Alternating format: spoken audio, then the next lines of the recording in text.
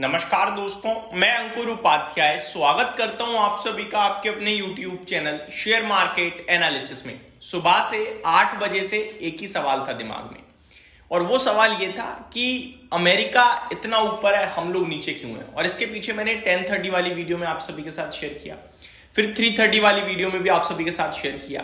कल हमारे दिमाग में सिर्फ एक ही सवाल था, यार सब कुछ अच्छा हो रहा है, अमेरिका ऊपर है, भारत का बाजार रॉकेट हुआ पड़ा है, एक्सपायरी खत्म हो चुकी है, नई सीरीज में आ चुके हैं, उसके बावजूद एफआईआईज ने इतना बड़ा क्यों बेच दिया, ये हमारा सवाल था।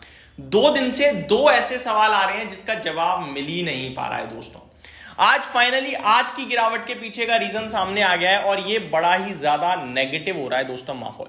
मैं आप सभी के साथ कुछ इंपॉर्टेंट चीजें शेयर करना चाहूंगा। पहले मैं आपको बता देता हूं कि आप सभी के लिए आज देर रात अमेरिका में फेड पॉलिसी आएगी, जहां पे अनुमान ये लगाया जा रहा है 25 बेसिस पॉइंट्स का रेट कट होगा और फेड चेयरमैन जेरोम पोवेल साहब की कमेंट्री में ज्यादा कुछ इंटरेस्टिंग या खास नहीं होगा, सुस्त कमेंट्री होगी, नॉर्मल, लेकिन रेट कट आ जाएगा, वो बाजार को पसंद आ सकता है।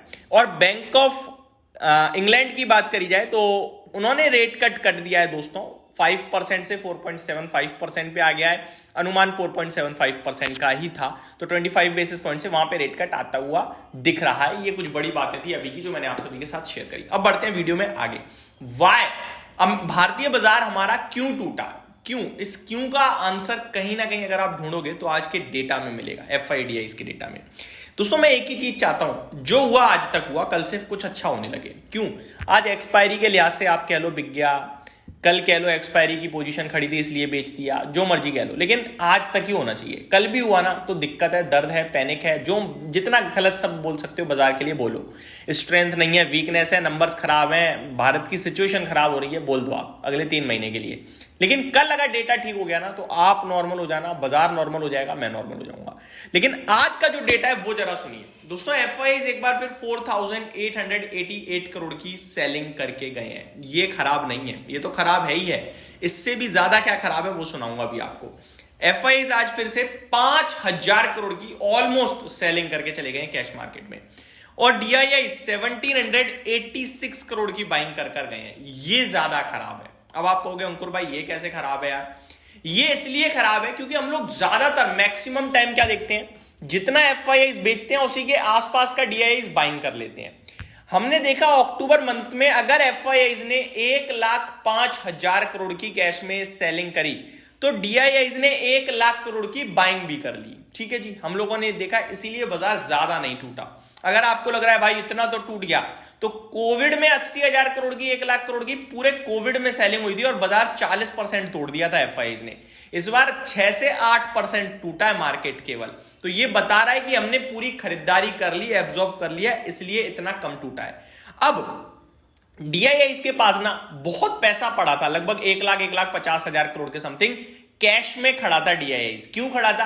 क्योंकि वो कहते थे महंगा बाजार है, कैश में है। हम लोग बार बार डेटा देखते थे सेबी की तरफ से कि जो म्यूचुअल फंड इंडस्ट्री है उसके पास कैश कंटिन्यू बढ़ता जा रहा है, हाईएस्ट कैश में बैठे हुए हैं, इतना भी कहते थे हम। तो वो कैश तो उन्होंने अक्टूबर मंथ में यूटिलाइज कर लिया 1,00,000 करोड़ का। अब उनके पास जितना रिटेल इन्वेस्टर या म्यूचुअल फंड इन्वेस्टर एसआईपी करता है या डेली बेसिस पे लगाता है, वो पैसा वो बाजार में लगा देते हैं। अब आज 1,800 करोड़ ही लगाए, तो क्या डीआईआईज के पास रिजर्व्स खत्म हो रहे हैं? क्या रिटेल इन्वेस्टर अब म्यूचुअल फंड से भी पैसा विड्रॉ कर रहा है और एसआईपी तोड़ रहा है? ये अगर हो रहा है तो इससे खराब कुछ भी नहीं है। अगर आप मेरे साथ बड़े लंबे समय से जुड़े हुए हो तो आपको मेरी कोई ना कोई वीडियो जरूर याद आएगी जहां मैं कहता था कि इस समय बाजार को केवल एक ही इंसान गिरा सकता है और वो आप हो, वो मैं हूं। इससे तीसरा व्यक्ति कोई है ही नहीं जो बाजार को गिरा के दिखा दे। उसके पीछे रीजन था दोस्तों, हर महीने 30 लाख 40 लाख नए डीमेट अकाउंट ओपन हो रहे हैं, और नया डीमेट अकाउंट ओपन हो रहा है तो वो कुछ बेचेगा नहीं, पहले खरीदेगा ही, और जब वो खरीदेगा तो वो पैसा मार्केट में लेकर आएगा। तो ये जो पैसा बाजार में रिटेल इन्वेस्टर ला रहा था, ये जो मार्केट को लेकर जागरूकता आ रही थी ना, ये कहीं ना कहीं रिटेल इन्वेस्टर्स को, मतलब ये अपने आप में एक डराने का काम कर रही थी। क्योंकि रिटेल इन्वेस्टर भावुक होता है दोस्तों, इमोशनल होता है बहुत ज्यादा।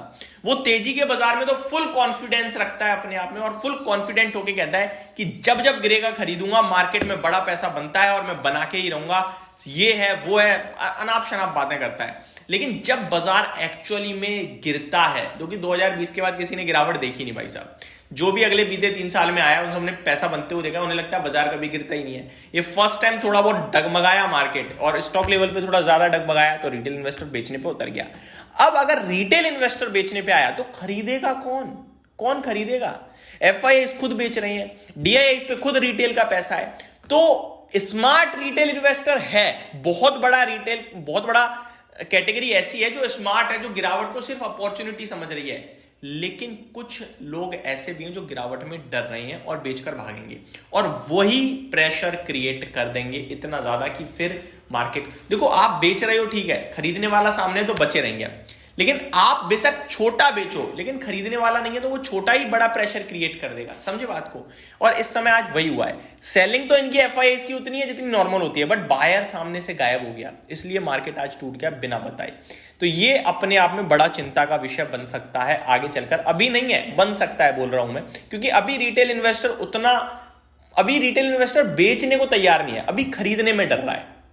साइकोलॉजी समझो, अभी वो खरीदने में थोड़ा हाथ रोक रहा है, थोड़े समय बाद वो बेचने पे मजबूर हो जाएगा। जिनके पास पैसा है वो गिरावट में लगा रहे हैं, पैसा खत्म होने का और गिरेगा ना तो फिर वो भी पैनिक करेंगे। अभी म्यूचुअल फंड्स पे बहुत सारे लोग भरोसा कर रहे हैं और बहुत सारों ने रिडीम भी करा है, मेरे को पता है अच्छे से कि हो रहा है ये सब। तो ये सारी चीजें मिलकर अभी थोड़ा प्रेशर क्रिएट कर रही हैं। और इकोनॉमी की बात करें तो ये 17 क्वार्टर की सबसे खराब अर्निंग सेशन रहा है हमारा Q2, तो वो भी नेगेटिव है। तो चीजें तो नेगेटिव डेवलप हो रही हैं कहीं ना कहीं, लेकिन अब कितना गिरेगा, कहां तक गिरेगा, इसका जवाब नहीं है। लेकिन जवाब एक चीज का है, अगर आप टिके रहे, डटे रहे 6 महीने, 1 साल, 2 साल, पैसा तो बनेगा भाई साहब। लेकिन उससे पहले दर्द कितना है पता नहीं। आपको चोट जरूर लगी है लेकिन घाव भरेगा और आप वापस से तंदुरुस्त हो जाओगे, इतना मुझे पता है, ठीक है। लेकिन उस दर्द को झेल पाओगे नहीं झेल पाओगे वो मुझे नहीं पता है, वो आप ही को पता होगा।